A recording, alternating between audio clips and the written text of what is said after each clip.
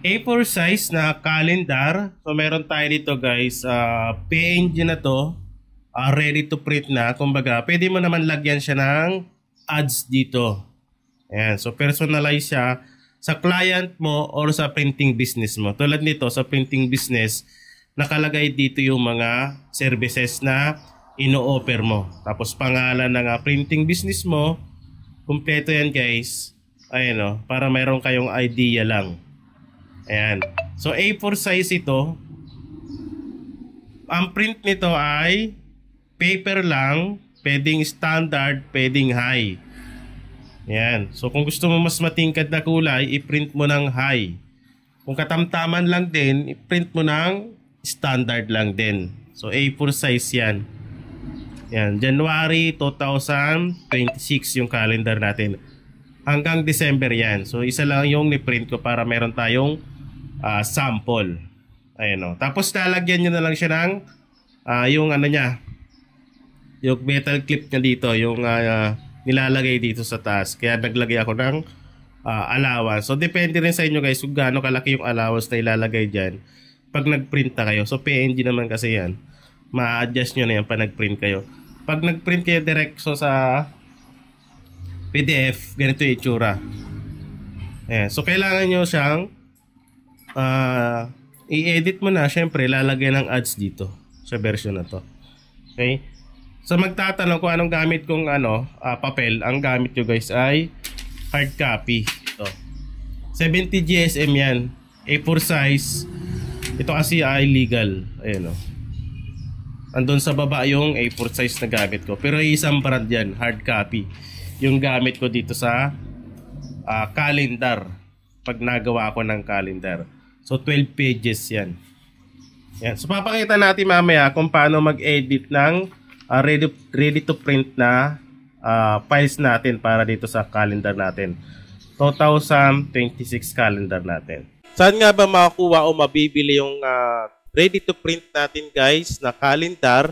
Dito lang yan sa digibili.com. Ayan. So click mo na lang yung link dyan or yung description natin para sa website natin. So meron tayo ditong calendar na pwede pagpilian. Maraming design yan guys. I-search na lang dito sa search product. Tapos scroll nyo na lang din kung meron kayong hinahanap na ibang template. So meron tayo ditong mga template na calendar. So click natin to, yung calendar 2026 with advertisement space. So A4 size yan. Yan. So click lang natin. Kung gusto mo nang may discount, i-copy paste mo lang tong promo code natin. 20% off yan.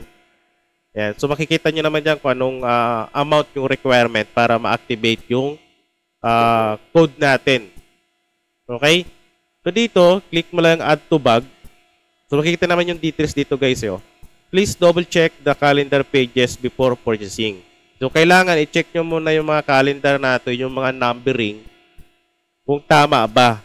Kasi pag nabili mo na yan guys, wala nang refund yan. So kailangan pag-isipan mo mabuti or double check mo talaga yung mga details ng calendar natin. So A4 size yan.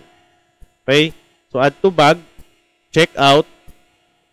So madali lang mag-check out dito, gamit ka lang ng GCash or Maya. So dito guys, napaka-importante yung email. Kailangan tama yung email mo dahil dyan isi-send yung files. Okay? Yung email na napaka-importante dyan. Yung full name, yung country, yung number, at higit sa lahat yung reference number. Reference number guys yung nilalagay dito ha. So magbabayad ka muna sa GCash or sa Maya. Pagkabayad mo, ilagay mo yung GCash or Maya transaction reference number dito para ma-process ka agad ng system. So pag nakapag-purchase ka na at na-download mo na yung files natin, check nyo yun sa email nyo kasi doon sisend yan. So tignan nyo yung email nyo tapos i-download nyo yung files. Pag na-download nyo na guys yung files, ang gagawin nyo dyan, click nyo lang to. Ayun o, di ba yung files na na-download nyo, click nyo lang yan. Right-click nyo lang tapos extract files para ma-open yung folder. Ayan. So pag na-open nyo, andyan na lahat yung 12 pages yan. So, a-upload natin yun sa Canva or kung Photoshop yung gamit mo. So, depende kung ano yung gamit ng software. So, gagamit tayo ng Canva. So, upload natin yung mga pages na yan para malagyan natin siya ng advertisement. Sa Canva, mag-layout ka ng A4 size. Kailangan A4 size yung layout mo, guys. Ayan. So, A4 size para ma-upload mo dito yung tamang sukat ng ating A4 size na calendar. So, upload natin. Ayan. Pili tayo na isa. Ito. Okay. So, i-resize nyo lang yan. Ayan, no? So, drag nyo lang siya. Ayan. Diba? Tapos, pwede ka na maglagay dito ng advertise or ads dito sa space na yan. Tulad ng ginawa ko. So, ito yung ginawa ko. Ayan. So, mag-i-edit ka na dito. Ayan, no? So, pwede natin siyang kopyahin. Tapos, ilagay natin dito. Ayan, no? Diba? So, ganun lang din kadali. So, depende na sa inyo, guys. So, pag-edit nyo ng advertisement dito sa Canva. Ayan. Lagyan nyo na lang siya ng mga details na kailangan ilagay para meron kayong design. Ayan, no? Diba? Kahit ano ilagay nyo dyan sa ads, depende din sa customer kung ano yung papalagay nila. Kasi karamihan yan, yung mga may grocery, yung nagbebenta ng gasol, or yung may mga water station, yung karamihan nagpapagawa sa mga ganito. Or yung mga company, di ba? Yung hardware. So marami nagpapagawa niyan. Yung mga bakery, yung mga tindahan, mga feeds. Yung karamihan nagpapagawa ng ganito, guys. Ayun, no? So kayo na bahala maglagay or mag-edit yan. Ang files lang natin ay naka-PNG na yan. Okay?